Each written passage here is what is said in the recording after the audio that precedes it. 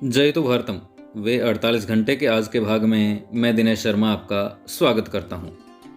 वे 48 घंटे के पिछले भाग में हम बात कर रहे थे आलेख विभाजक मानसिकता की, जिसमें कई उदाहरण भी हमने सुने कि किस तरह की स्थितियां 14 और 15 अगस्त के बाद भारत की हुई, किस तरह से लोगों को दर बदर भटकना पड़ा।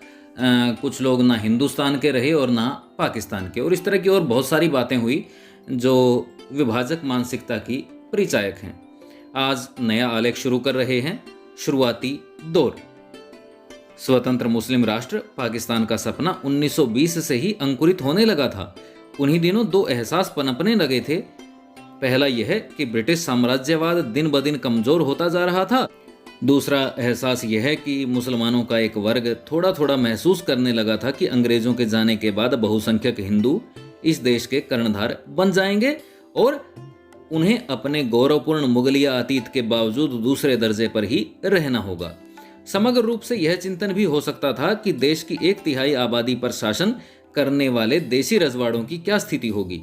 सिखों व कुछ अन्य संप्रदायों की स्थिति के बारे में भी कुछ कुनमुनाहट सी शुरू हो गई थी।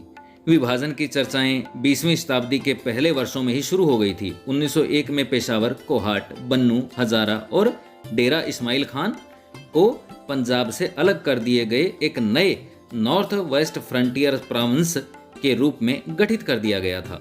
दिल्ली 1911 में पंजाब से उस समय अलग कर दिया गया जब ब्रिटिश साम्राज्य की राजधानी कलकत्ता से दिल्ली आई।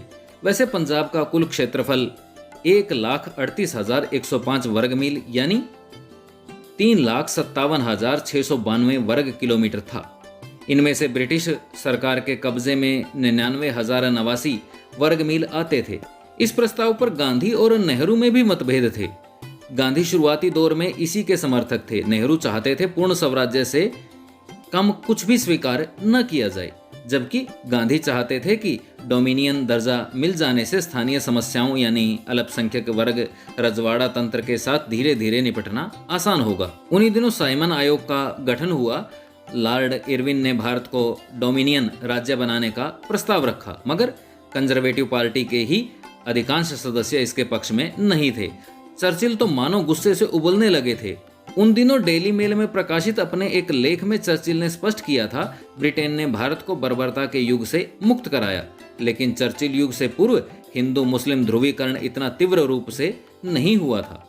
महात्मा गांधी के अली बंधुओं शौकत अली और मोहम्मद अली से निकट संबंध उन दिनों सर्वत्र चर्चा का विषय बने हुए थे।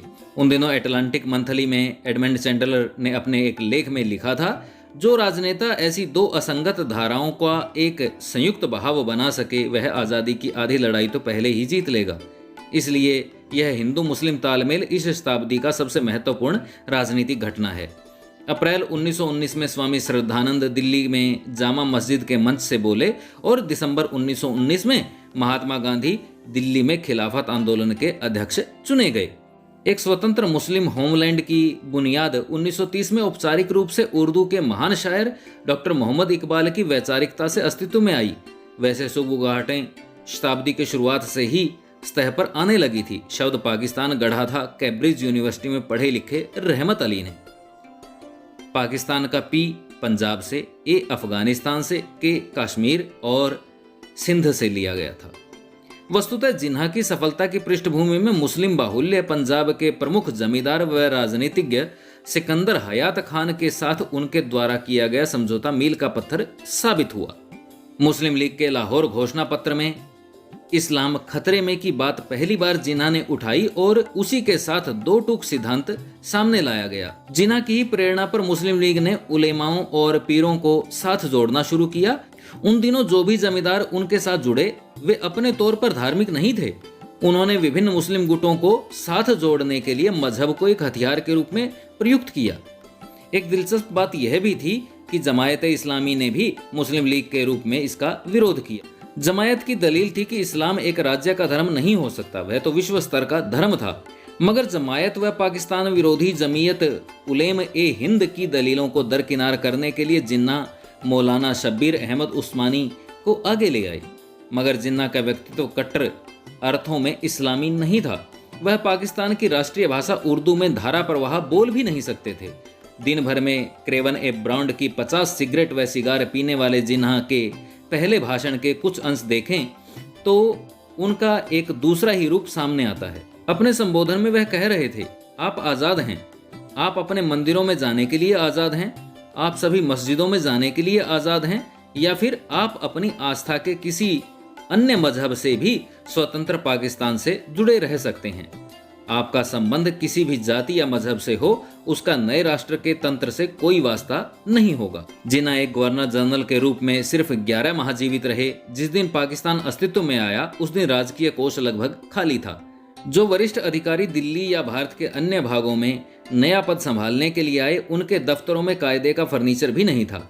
उधर जिन्ना का शरीर निरंतर सूखता जा रहा था। फेफड़े के कैंसर से पीड़ित कायदे आजम का वजन सिर्फ 80 पाउंड रह गया था। उन्हें बलूचिस्तान की खुली हवाओं से डॉक्टरों की हिदायत पर कराची लाया गया ताकि उनका अंत एक शिखर पुरुष के रूप में हो सके। तो ये तो था हमारा आज का आलेख, शुरुआती दौर। अब इसके साथ ही अनुमति दीजिए, अगले भाग के साथ आपसे फिर रूबरू होंगे। नमस्कार।